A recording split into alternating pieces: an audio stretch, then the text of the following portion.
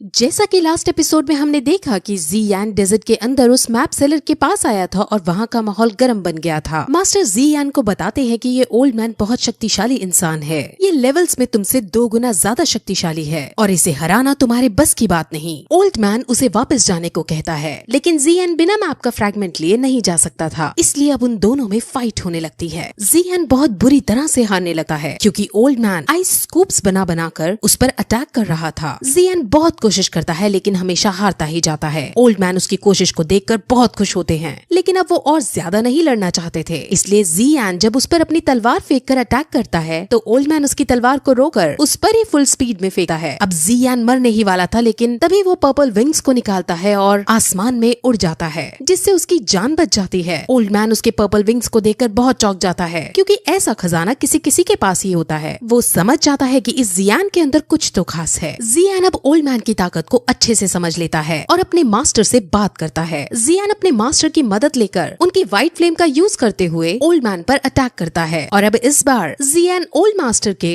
डंडे को तोड़ देता है। ओल्ड मैन अब आइस टॉर्नेडो क्रिएट कर ज़ियान को उसमें फंसाने की कोशिश करता है, लेकिन ज़ियान और उसके मास्टर अपनी पावर्स का यूज करते हुए उस टॉर्नेडो के अंदर जाकर उसे खत्म कर देते हैं और ओल्ड मैन को ही व्हाइट फायर का यूज करते हुए आइस के अंदर जमा देते हैं। अब जमा हुआ ओल्ड मैन उसे कहता है कि मैंने वो मैप का टुकड़ा 2 हिस्सों में बांट दिया था और अब वो दूसरा हिस्सा भी मेरे पास है। अब ज़ियान को दूसरा हिस्सा लेने के लिए उन्हें आजाद करना पड़ता है, जिस पर अब ओल्ड मैन उसे अपना रियल इंट्रोडक्शन देते हैं। ओल्ड मैन का नाम ही बोतोंग है और ही पूरी दुनिया में फेमस आइस एम्परर है। ज़ियान ये सुनकर बहुत सरप्राइज होता है क्योंकि उसके सामने ये जो बुढ़ा आदमी खड़ा है वो आइस एम्परर है और ज़ियान ने अभी एक आइस एम्परर को हराया है। असल में कुछ समय पहले आइस एम्परर एक स्नेक मैन के ब्लड वाली लड़की से मिला। उस लड़की का नाम क्वीन मेडुसा है। क्वीन मेडुसा डाओहोंग्स लेवल के आखिरी चरण पर है, जिस वजह से ओल्ड मैन और उसकी फाइट जब हुई तब ओल्ड मैन तुरंत हार गया और तभी से ओल्ड मैन को एक श्राप मिल गया, जिस वजह से ओल्ड मैन की ताकत पर रेस्ट्रिक्शंस लग गए और उसकी ताकत कम हो गई। ओल्ड मैन अब ये चाहता है कि ज़ियान उसके श्राप को तोड़ने में मदद करे और अगर ज़ियान ऐसा नहीं करेगा तो आइस एम्परर उसे वो सेकंड फ्रैगमेंट नहीं देगा। वो ज़ियान को मनाने के लिए उसे एक रैंक 6 की पिल भी देने को राजी हो जाता है। असल में वो ज़ियान से ही कर्ज को तुड़वाने की रैंक 6 की पिल बनाने को कहता है और उसी से इसके इंग्रेडिएंट्स लाने को कहता है। ज़ियान पहले तो उसकी इस बात से मना कर देता है, लेकिन उसके मास्टर उसे समझाते हैं कि तुम्हें इसकी बात मान जानी चाहिए क्योंकि जो पिल तुम हासिल करोगे उससे तुम्हारी बहुत प्रगति होगी। वो फिर उसे वो जगह बताता है जहाँ रैंक 6 की पिल बनाने के इंग्रेडिएंट्स उसे मिल सकते हैं। उसे एग्जैक्ट जगह तो नहीं पता, लेकिन प्रोबेबिलिटी है कि इन मार्क की हुई जगह से एक जगह पर इंग्रेडिएंट्स जरूर मिलेंगे। और अब वो मैप लेकर ज़ियान सीधे उन जगहों पर तलाश करने के लिए निकल जाता है। उसे सबसे पहले फायर एसेंस खोजना था। वो डेजर्ट में उन लोकेशंस पर जाता है जहाँ चलते चलते ढूंढते उसे 2 दिन बीत जाते हैं, लेकिन उसे वहाँ कुछ नहीं मिलता। ज़ियान थोड़ा डिमोटिवेट हो जाता है, लेकिन उसके मास्टर उसे धीरज रख अपनी प्रैक्टिस कंटिन्यू करने को कहते हैं क्योंकि इस गर्मी से भरे डेजर्ट में वो अपनी पर्पल फायर को स्ट्रॉन्ग कर सकता था। वही तभी एक आदमी जो किसी से डर कर भाग रहा था वो गिर जाता है। ज़ियान उसे पीने के लिए पानी देता है और जाने लगता है। वो आदमी कहता है कि हमारे ग्रुप पर सैंड मर्सिनरीज ने हमला किया है, प्लीज तुम हमें बचा लो। ज़ियान जल्दी में था इसलिए वो मना करके आगे बढ़ने लगता है, लेकिन तभी वो आदमी कहता है कि अगर तुमने हमें बचाया तो मैनली स्टील मशीनरीज तुम्हें बहुत सारा इनाम देंगे। अब ज़ियान मैनली स्टील मशीनरीज नाम सुनकर थोड़ा शॉक होता है और उससे पूछता है कि मैनली स्टील मशीनरीज के लीडर का नाम क्या है, जिस पर वो आदमी उसे अपने लीडर का नाम जी टिंग और जी ली बताता है। ये दोनों ज़ियान के बड़े और छोटे भाई थे जो यहाँ अपने अलग मशीनरीज बनाकर रहते थे। ज़ियान अब उस आदमी के साथ उसके ग्रुप के पास जाता है। वहाँ सैंड मशीनरीज के आदमी ने मैनली स्टील मशीनरीज के आदमियों को पकड़ रखा था और सैंड मशीनरीज उनको मारने के लिए उन पर एक डेडली पॉइजन वाला जानवर छोड़ देती है, लेकिन तभी ज़ियान वहाँ आकर उस जानवर को मार अपने आदमियों को छुड़वा लेता है और वहाँ से अब वापस मैनली स्टील मशीनरीज में आने लगता है। वहाँ पहुंचकर वो एक शॉपकीपर को देखता है जो एक वर्कर लड़की से बदतमीजी से बात कर रहा था। उस लड़की ने शॉपकीपर का एक गोल्ड कॉइन का जार तोड़ दिया था, लेकिन ज़ियान उस शॉपकीपर को बहुत से गोल्ड कॉइन देकर लड़की को छुड़वा लेता है। उस लड़की का नाम कॉन्ग लिंग है और वो स्नेक मैन के ब्लड वाली लड़की है। स्नेक मैन के ब्लड वाले बच्चे जनरली 2 साल की उम्र से पहले मर जाते हैं, लेकिन ये भाग्यवश जिंदा रही। लेकिन आसपास के लोग इसे एक्सेप्ट नहीं कर रहे हैं और उसे डेमन के नाम से बुलाते हैं। ये बहुत सीधी लड़की है और इसी वजह से सब इसे सर्वेंट की तरह ट्रीट करते हैं। अब ज़ियान अंदर जाता है जहाँ उसके भाई जो दोनों लीडर्स है वो आकर मिलते हैं। वो अपने भाई ज़ियान को मिलकर बहुत ज्यादा खुश होते हैं क्योंकि वो ज़ियान से बहुत सालों बाद मिल रहे थे। वहाँ उनके पास कुंग लिंग भी खड़ी थी और वो तीनों ही अब उसे अपनी लाइफ को खुलकर जीने को कहते हैं क्योंकि वो भी बाकियों की तरह है। कुंग लिंग बहुत खुश होती है। ज़ियान के वो दोनों भाई उसकी एकदम से बड़ी तरक्की को देख बहुत खुश होते हैं और बहुत सी बातें करते हैं। ज़ियान अब उन्हें 3 ईयर कॉन्ट्रैक्ट के बारे में बताता है और कहता है कि उसके यहाँ आने का उद्देश्य फायर एसेंस को हासिल करना है और मेरे पास ये मैप जिसमें उनकी लोकेशन मार्क्ड है और अब मुझे वहाँ जाना होगा इसे ढूंढने के लिए और मैं आपसे रिक्वेस्ट करता हूँ कि आप भी मेरी इसमें मदद करें। वो दोनों भाई ज़ियान को समझाते हैं कि उसे ना यान से लड़ने की कोई जरूरत नहीं और ना ही इतनी हार्ड ट्रेनिंग करने की जरूरत है। वो यहाँ शांति से रह सकता है लेकिन ज़ियान नहीं मानता और तभी ज़ियान का छोटा वाला भाई ज़ियान पर ही हमला कर देता है और उसे पीटने लगता है। ज़ियान अपनी स्किल्स का यूज करते हुए उससे लड़ने लगता है और अब दोनों बाहर आकर अपने अपने तरीके से एक दूसरे पर अटैक करते हैं। अब ज़ीली अपनी तलवार से उसके सर पर वार करने लगता है और उसकी तलवार उसके सर पर लगने ही वाली होती है, लेकिन तभी ज़ियान पर्पल फ्लेम का यूज करते हुए उससे ज्यादा स्पीड में तलवार से बचकर उसके वार को रोक देता है। और अब ज़ियान गुस्से में पूछता है कि तुमने मेरे पे अटैक क्यों किया, जिस पर आसपास के सभी लोग उस पर हंसने लगते हैं और ज़ियान को समझ आ जाता है कि उसके भाई सिर्फ उसकी एबिलिटीज को टेस्ट कर रहे थे और अब सबको समझ आ जाता है कि ज़ियान इतना शक्तिशाली है कि वो बड़ी से बड़ी प्रॉब्लम्स को सह सकता है। अब सभी मैनली स्टील मशीनरीज उसकी मदद करने के लिए रेडी हो जाते हैं। अब उसके दोनों भाई मैप को देखकर उसके अंदर लोकेशंस का पता लगाने की कोशिश करते हैं, लेकिन उन्हें ज्यादा कुछ समझ नहीं आता। तभी वहाँ कॉन्ग लिंग आती है और उनसे कहती है कि कुछ समय पहले उसने ईस्ट साइड में अलग ही एनर्जी महसूस की थी और वो एनर्जी मेरे अंदर के ब्लड से मैच खाती थी। उस एनर्जी से वहाँ इतना भयानक एटमॉस्फेयर क्रिएट हुआ था कि सैंड मशीनरीज के आदमी भी कमजोर पड़ गए थे। वो दोनों भाई समझ जाते हैं कि अगर वो एनर्जी इसके ब्लड से मैच खाती है तो वो जरूर क्वीन मेडुसा है। वो पूछते हैं क्वीन मेडुसा किस लोकेशन पर रुकी थी, जिस पर वो मैप के अंदर एक लोकेशन मार्क करती है और वो लोकेशन वही लोकेशन थी जो आइस एम्परर ने मार्क की थी। इसलिए अब वो सारी सेना वहीं जाने का डिसाइड करती है। वहीं अब सैंड मशीनरीज के आदमी अपने बॉस को ज़ियान के बारे में बताते हैं कि कैसे उसने उनकी मदद की और इसलिए अब उनका बॉस मैनली स्टील मशीनरीज पर खुद अटैक करने का डिसाइड करता है। वहीं मैनली स्टील मशीनरीज के साथ ज़ियान उस लोकेशन पर जा रहा होता है जहां उसके आदमी उसे ये बताते हैं कि हैम्पर सैंड मशीनरीज का हमला हो सकता है। सैंड मशीनरीज बहुत ताकतवर मशीनरीज हैं जिससे हमें बचकर रहना होगा। अब वो उस लोकेशन पर पहुंच जाते हैं, लेकिन वहाँ दूर दूर तक सिर्फ बंजर जमीन थी। ज़ियान समझ जाता है कि फायर एसेंस तक पहुंचने का रास्ता कहीं छुपा हुआ है, इसलिए अब सभी लोग उस रास्ते को ढूंढने लगते हैं। वहीं लंबे टाइम तक ढूंढने के बाद शाम को उन्हें जमीन के नीचे एक गुप्त रास्ता मिल जाता है। वहाँ वो सभी बहुत खुश होते हैं, लेकिन तभी वहाँ सैंड मशीनरीज भी आ पहुँचते हैं। सैंड मशीनरीज को देखकर ज़ीली को बहुत गुस्सा आता है और वो तुरंत अपनी तेज स्पीड का परिचय देते हुए सैंड मशीनरीज के बॉस के पास पहुंचकर उस पर अटैक करने लगता है। लेकिन सैंड मशीनरीज का बहुत ज्यादा शक्तिशाली था और वो उसके अटैक से बचते हुए ज़ीली को दूर फेंक डालता है। अब ज़ियान को बहुत गुस्सा आता है और वो अपनी तलवार को उठा सीधे सैंड मशीनरीज के उस आदमी के पास जाता है जो बॉस के कान भरा करता था। वो उस आदमी के पास पलक झपकते ही पहुंच जाता है और उस आदमी को टच करते हुए उसके प्राण निकल जाते हैं। अब सैंड मशीनरीज समझ जाते हैं कि ज़ियान बहुत शक्तिशाली योद्धा है और इससे पंगे लेने का मतलब है अपनी मौत को बुलावा देना। इसलिए वो ज़ियान से डर कर अपने पैर पीछे कर लेता है। ज़ियान और उसके लोग अब उस गुप्त रास्ते से नीचे चले जाते हैं। वहाँ अंदर लावा था और उसके दूसरी तरफ लैंड थी। उन्हें समझ नहीं आता कि वो लावा को पार करके आगे कैसे बढ़े, लेकिन तभी ज़ियान उसके अंदर कूद जाता है। सब काफी डर जाते हैं, लेकिन ज़ियान एकदम अपनी पर्पल विंग्स का यूज करते हुए उड़ जाता है और दूसरी तरफ जाने लगता है। उसके दोनों भाई अपने भाई की इस एबिलिटी को देखकर बहुत सरप्राइज होते हैं। वहाँ उड़ते वक्त ज़ियान के पीछे एक लावा मॉन्स्टर पड़ जाता है और ज़ियान एक्सप्लोसिव स्टेप्स का यूज करते हुए उससे बचने की कोशिश करता है। वो मॉन्स्टर पर काउंटर अटैक करता है और मॉन्स्टर समझ जाता है कि वो ज़ियान से नहीं जीत पाएगा, इसलिए मॉन्स्टर अब तुरंत ज़ियान के भाइयों को मारने उनकी तरफ बढ़ता है। मॉन्स्टर उसके भाइयों की तरफ पहुंचता है, लेकिन तभी क्विंगली सामने आती है और उसके अंदर से कुछ एनर्जी निकलती है जो सीधे मॉन्स्टर को लगती है और मॉन्स्टर के माथे पर एक साइन बन जाता है और मॉन्स्टर चुपचाप लावा के अंदर वापस चला जाता है। ज़ियान भी वापस आता है और ये सब देखकर बहुत शॉक होता है। क्विंगली फिर कहती है कि फायर एसेंस ढूंढने में वो उनकी मदद करेगी। वो फिर खड़ी होकर उन दोनों लावा मॉन्स्टर को बाहर बुलाती है। वो लावा मॉन्स्टर अब उस पर अटैक नहीं करते और यहाँ से उन सबको भी अब पता चल जाता है कि इस लड़की के पास 2 पेटल स्नेक्स की प्यूपल हैं। ये सिर्फ स्नेक्स मैन्स और ह्यूमंस के वंशज के पास ही हो सकते हैं। क्विंगली ने इसका ही यूज करते हुए उनकी कॉन्शियसनेस अपने अंदर कनेक्ट कर ली है, जिससे वो उसकी बात मानने लगे हैं। क्विंगली अब उन मॉन्स्टर से बात करके ये पता लगा लेती है कि फायर एसेंस लावा के अंदर मौजूद है। अब ज़ियान और ज्यादा देर ना करते हुए लावा के अंदर कूद जाता है और उसके मास्टर अपनी स्किल्स का यूज करते हुए उसके आसपास चिलिंग बोन फ्लेम बना देते हैं। उसके मास्टर अपनी स्पिरिचुअल फॉर्म में उसके साथ थे, जिस वजह से सिर्फ 1 घंटे तक ही चिलिंग बोन फ्लेम बना सकते थे। इसलिए ज़ियान को अब जल्दी जल्दी लावा के अंदर से होते हुए फ्लेम एसेंस तक पहुंचना होगा। वहाँ अब उन्हें ट्रैवल करते हुए आधा घंटा बीत जाता है और ज़ियान हिम्मत हारने लगता है और ऊपर वापस जाने लगता है, लेकिन वो दोनों लावा मॉन्स्टर उसे पकड़ आगे धकेल देते हैं और वो सीधे ब्लू लोटस जियोसेंट्रिक फ्लेम के पास आकर गिरता है। उस ब्लू लोटस जियोसेंट्रिक फ्लेम के अंदर ही फायर एसेंस बनता है और अब वो उन्हें मिल गया था, इसलिए वो तुरंत वहाँ जाते हैं। लेकिन वहाँ सेंटर में जाने के बाद उन्हें वहाँ कुछ नहीं मिलता।